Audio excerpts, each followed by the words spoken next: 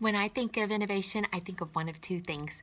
I think of somebody who creates something new, such as creating a new product, creating a new outlook on something.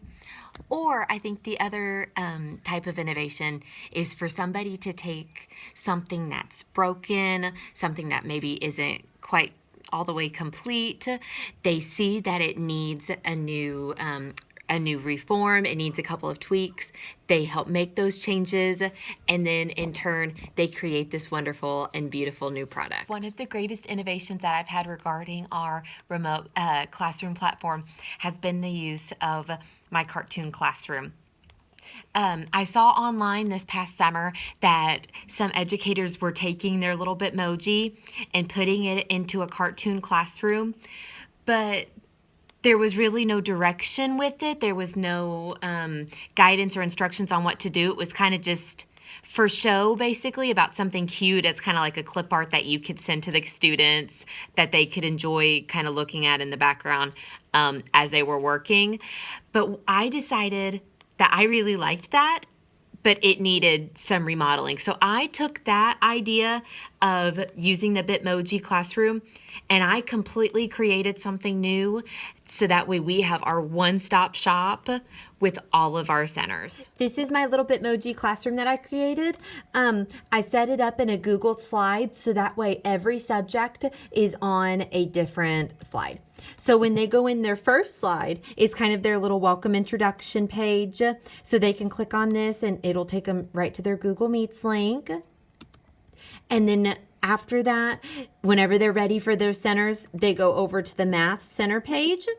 And we have a couple of things on here. We have like our poster in the background, but our main activities are right over here. So I didn't want to ever just give them like a worksheet and just kind of have them go on their own since they're so young. So I kind of show them exactly how they play each center.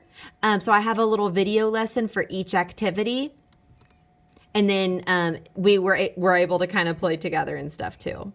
So after they're done with their math centers, then they move on to their reading centers. So it's kind of the same thing. They have their activity. It has their little link with their video lesson, everything they need. I also included hyperlinks on these. So that way, whenever they're ready to read some of their books, in case they don't have access to that at home, they click on this little icon right here and it takes them to their online library. I wanted to make it as very simple as possible since they're only 6.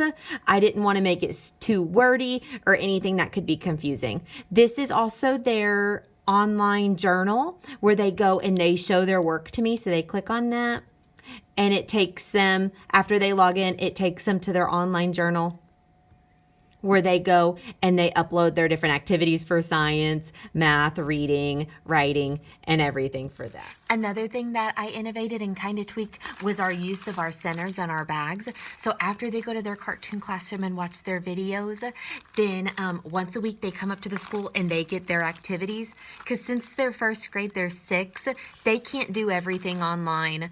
They need to be able to play with the manipulatives and move things around just like they would in class. So they go and they kind of get their little one-stop shop bag with different activities, games, manipulatives that support all of their center videos.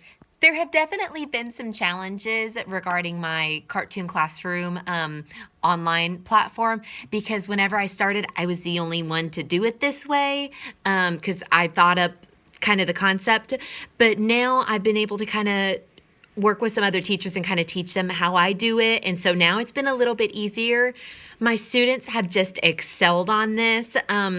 Even with our test data, they are performing at and even above my students who are on campus. So it's been very successful as far as having everything laid out in my cartoon classrooms with all of my videos.